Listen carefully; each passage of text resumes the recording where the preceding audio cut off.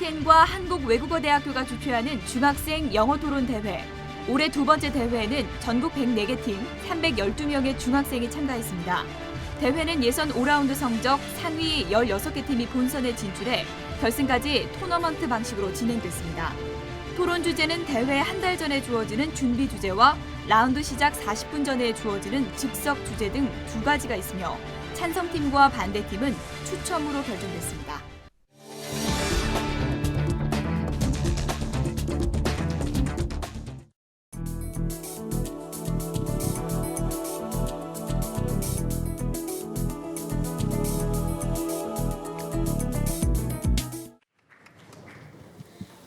Ladies and gentlemen, political representation is a thing, is a right that every human being should have. Because even if they are children, they abide by the law. They go for the law. They don't break the law, ladies and On that gentlemen. point, sir. No, thank you. Now, they live in a certain standard, certain cycle the government gives as a standard. And we see that when these children are fit, they go with this and abide the law. There is no reason to not give the political representation. Because, no, thank you, they are abiding their responsibility to be a member of society, to be a, no, thank you, to be a good member of the society and abide by the law. Ladies and gentlemen, for these reasons, ladies and gentlemen, because they're future actors and future is affected by the policies we're making right now, and because they don't have a chance to say anything about their future, they don't have the right or the, no wait, they don't have the right and the chance to speak up to the society about their future. We say we need to give political representation to children. Yes. Well, are you saying that just because these children are abiding by the law, that sort of abiding by the law is justifiable to go against the whole democratic equal vote? Ladies and gentlemen, it's not about democratic equal votes. It's about that fact that they aren't getting political representation in any way in today's society. We say, as I told you, because their burden is increasing, and in addition, because their future is affected by the votes they do, we say they have the right to be represented. We're not saying that we're going to give individual votes to every little children, but we're going to give votes, representation for the parents to choose. And we see that even though they are the most valuable members of future society, even though they are the most valuable people in the current status quo too, they're not getting any say. They aren't getting any, no thank you, chance to say, talk up to the society and say, I want my future to be like this. I want the policies that I want to be represented in policies that will affect on me. No thank you. Now in conclusion, what have I done for you? I have told you that demographics have changed, that minors or children are the minority of the society and they are being oppressed because they cannot say up, they cannot talk up to the society now. And therefore, we say that this policy should pass because of the following reasons I gave. Thank you.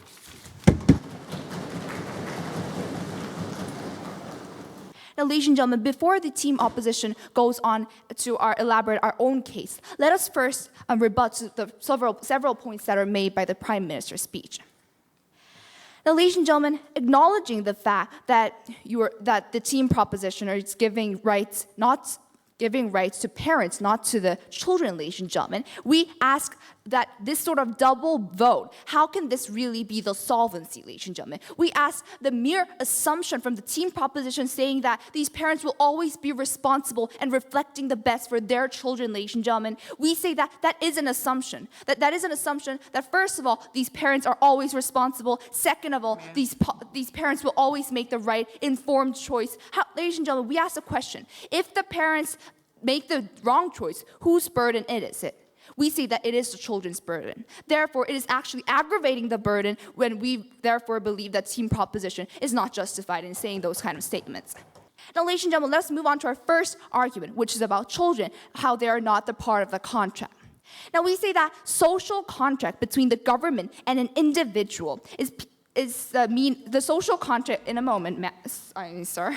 And we believe that social contract is people who prove themselves to be fulfilling the obligation to the government. That's how they earn those kind of social rights, ladies and gentlemen. Because by giving the obligation to the government, in return, you're getting those rights. Yes, sir. How is right to representation not an how is children not involved in social contact when Because, sir, the- yes, I get your point, Thank sir. you. Because, ladies and gentlemen, because these children are not fulfilling their obligation as the parents are, as the adults are. We are saying that they have to wait in order to fulfill their obligation and in order to earn the rights in return, ladies and gentlemen. Now, let us move on back to our own arguments. Now, we would like to first clarify what social rights are. Why is it different from human rights that every human being deserves? We say that human rights are rights that are given because you are a human being, which is the basic rights that you are inherent with, your innate right, ladies and gentlemen. We say that's the good example of human rights is right to life, right to eat, and right to sustain your life, ladies and gentlemen. Those are the basic human rights. However, on the other hand, social rights, ladies and gentlemen, is rights that a person earns by proving that to the government, the capability and maturity to the government that they are able to exercise this sort of rights. Social rights not only affect yourself, the individual, but also affect someone other than you, meaning that affects the whole society, such as the right to vote, ladies and gentlemen. When you vote and when you make an immoral or informal choice, ladies and gentlemen, who does it affect? Not only you, but the whole society. This is the exact reason why the children are not fulfilling their obligation to earn this sort of rights, ladies and gentlemen. We're not saying that children are not respected forever. We're saying that when they grow out of that party of children, they will automatically earn that right and they will automatically represent themselves. Thank you very much.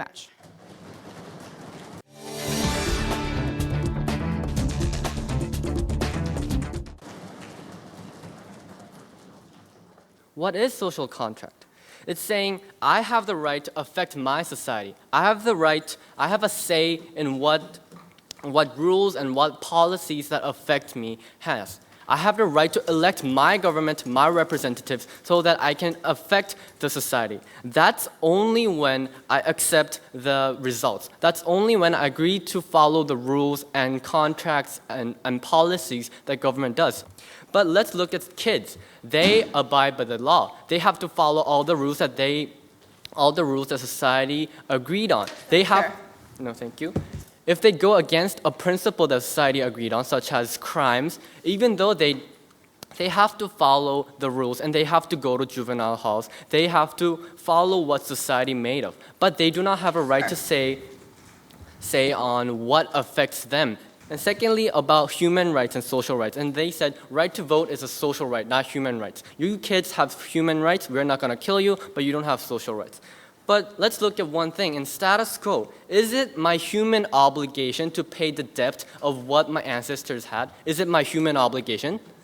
Do I have to live in a society with polluted air? Is it my human obligation? I cannot run away from the debt that my ancestors, that my parents, that I did not have a social say on it.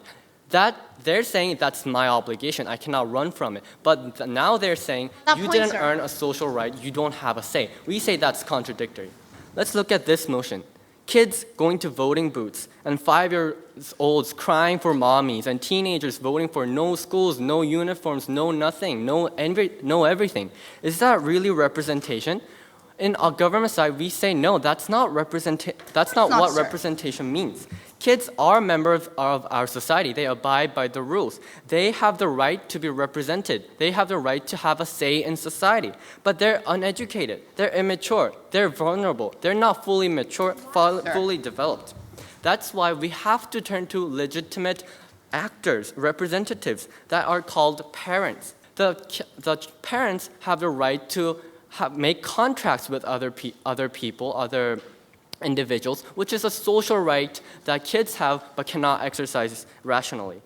They have the right to sue and ask for justice to the government when their kids are unfairly treated. That's also a social right that these kids have, but parents have to exercise. The right to vote is the same thing we say in government, that these kids have the right to be represented, but they cannot fully exercise because they're still kids. So parents are the best and legitimate actors to have these rights that these kids have and to act on it. And this is why we beg to propose. Thank you. First of all, our wonderful leader of the opposition talked about how children aren't the party in the contract. And what they say, their response was this. First of all, the kids are taking the laws, but they didn't make it. They're not in the procedure. And we like to say that. Does that mean criminals and mentally challenged people shouldn't abide by the rules then? Because they didn't was in the procedure of making the laws. We say no. And on top of that, giving the rights, exclusive rights, only to those families who have more children is going against the meaning of equality, which is important and which can be used to abusive powers. And I have a rebuttal on Deputy Prime Minister's case about the parents' legitimacy. Now, I would like to ask this. First of all, is there any proof that they will always be represented? No. And second, if the voting rates are low, what's the possibility of actually promoting exercising that rights? If there's going to be social harms, as I'm going to explain later on. Now, I'd like to go on to our last argument, how about the importance of equality in democracy. As our wonderful leader of the opposition mentioned, these rights, voting rights, you need to obtain. It differs from human rights. When you're born, you receive it. Why? Because you need to have an obligation to prove that you can make a justifiable choice and you can make a rational choice. That's why these rights are only given one to each individual. That's why you cannot give your rights and say, oh, vote for me instead, because that person needs to prove themselves that they made the same obligation. That's why we're saying that students, because children are still the procedures of learning, and they did not prove to us that they can make the same obligation as the adults, we say it is irrational. Sir? No, thank you.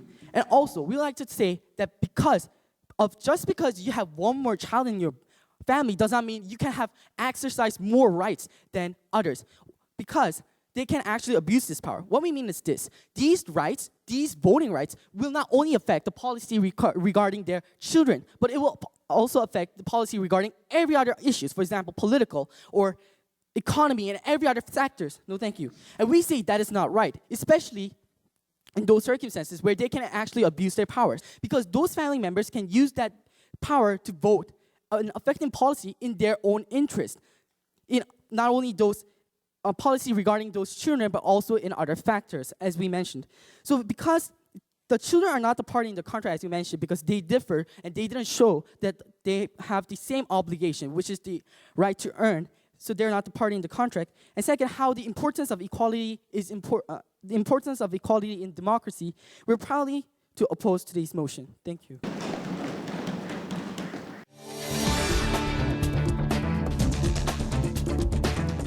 On this motion, ladies and gentlemen, we are so proud to propose it. And to prove that we have proved our burden, I would like to provide you with 3 classes. First, is right to political representation a universal right or a social right? Second of all, is a proxy vote going to harm democracy or give benefits to democracy? So, ladies and gentlemen, are parents the best and the legitimate actor to represent children? Now let me go on to my first class. Ladies and gentlemen, the opposition has given a logic of social contract that I am now contributing to the society and that I do not have responsibility to the society. Ladies and gentlemen, the concept of social contract is a reciprocal issue. The government in the status quo has given me burdens to me. They have told me to abide by the law. They have given me burdens of paying the debt in the future. They are asking for me to take care of the older generation. I have got so much burdens by the government.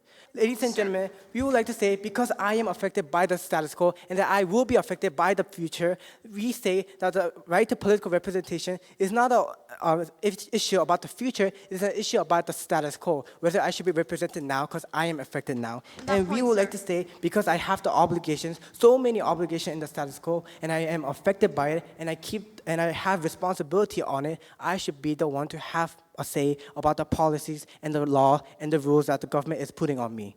Now let me go on to my second class, will proxy votes harm democracy? The concept of democracy, ladies and gentlemen, is not about equality, it's about feasibility. Ladies and gentlemen, if we were to talk about equality, we should have been going for communism, where everybody is very equal. Sir. The concept of democracy, ladies and gentlemen, is that to make a very fluid and a dynamic procedure to make the best results as we could, and it is about feasibility. And that is the reason why check and balance system is a very important issue. Why? Because check and balance system is a very fluid and dynamic procedure that leads to the best result in the status quo. Now let me go on to my last class about the solvency issue. Will parents be the best and the legitimate actor? I would first like to talk about the legitimacy of parents representing children. First of all, parents are given DNR, do not resuscitate from the children. This is actually one of the most important things because I am giving up right to live to my parents. And this shows how the parents have justification to represent me. And also in the public sector, ladies and gentlemen, there's contract and legal representation that the parents do for me. Even though it is a sector that I should be representing, the parents do it for me because, ladies and gentlemen, they are the best actors. They are the most rational actors, ladies and gentlemen.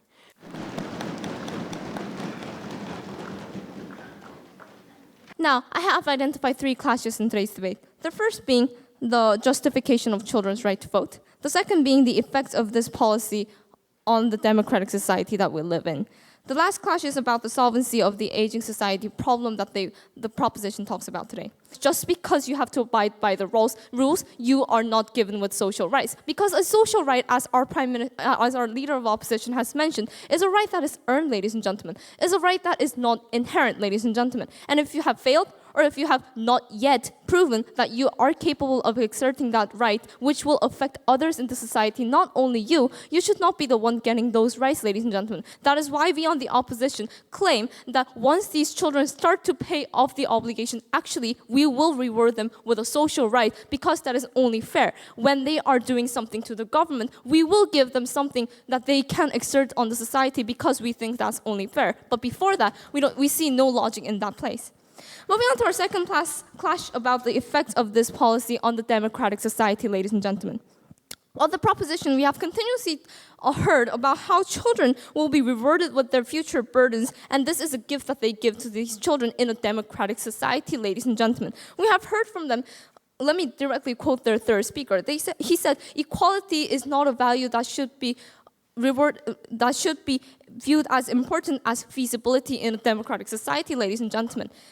While we on the opposition have clearly emphasized the importance of equality, ladies and gentlemen, in a democratic society. Now, we're not talking about the communist term of equality in such societies, ladies and gentlemen. We're talking about equality in terms of exerting your social right, ladies and gentlemen. On equality that you need because you need to be equal in front of the law. You need to be equal in front of the government. Just because you have more children, that doesn't mean you're going to have more rights compared to others. Lastly, about the solvency of the aging society issue, which is the last clash of today's debate. Now, on this point, the proposition continuously talked about once we reward these parents with rights to vote, they will be actually solving the burdens that children have in the aging society. But we on the opposition, from our LO speech, have pointed out why we have so low voting rates in the status quo, ladies and gentlemen. What does that prove? When the proposition is painting a picture of a society to you where children and parents are deliberate and so hopeless to be represented by the government, they are not actually voting when they have the right to vote, ladies and gentlemen. If that is the status quo and they cannot give a firm reason why that is going to change, how can they ever ensure their policy is actually going to solve the problem of these people being more represented? Because we can't really ensure whether they're going to vote or not, ladies and gentlemen, even if we give them proxy votes. So we beg you to oppose today. Thank you.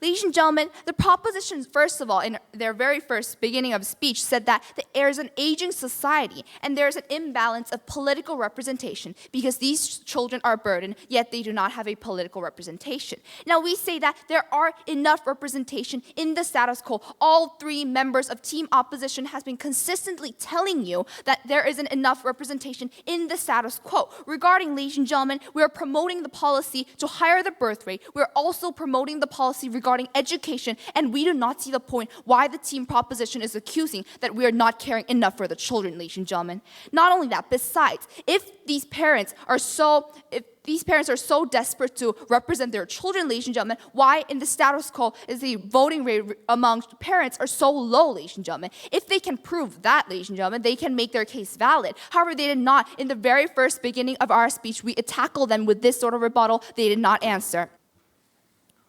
They have been totally ignoring about the fact that we said the burden is getting bigger and bigger. And they have just simply ignored this fact because they know they can't rebut this. They know that this is true. Their burden is getting bigger and bigger, and this is the reason why we were mainly saying that children should get the right to vote. And in addition, ladies and gentlemen, about the voting rate, they asked us about how justified it will be if parents still don't vote. But we say that in which stance, in which speaker did they say that parents' vote is low? In which speech did they explain or even clarify that it's parents that are not voting? Rather, ladies and gentlemen, adults, not only parents, well, parents might be voting a lot, but not only parents, it's not only an issue of parents.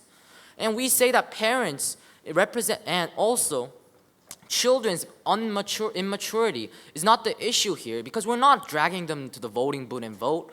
We're telling them that we should give a representation. In which stance, which speaker that we say that we're going to drag them to the voting vote and vote and say that they're somehow mature so they'll make the right decision. And the only rebuttal, only attack they gave was somehow parents might not be representing. Somehow the little children's argument, little children's opinion about no school, no everything might not be in status quo. We say that, yes, that might be true, but we say because socially recognized parents are legitimate actors of the society right now, and in addition, because they represent the children most and best, we say we take this debate home. Thank you. In a very, very close debate with a 5-4 split decision, the champions are Team Rubicon.